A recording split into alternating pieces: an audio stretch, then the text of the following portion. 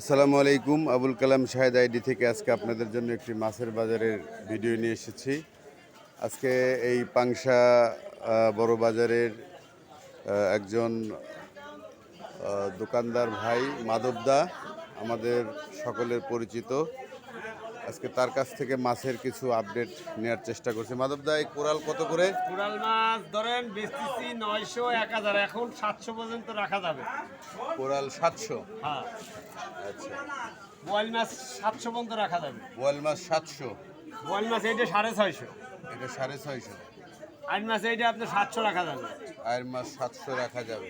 শোল মাছ আপনার 850 রাখা যাবে। বিগ সাইজের শোল, অনেক বড়। হ্যাঁ, 850 রাখা যাবে। সাইজ কিরকম হবে শোল এই মাছটা? 800 গ্রাম 900 গ্রাম।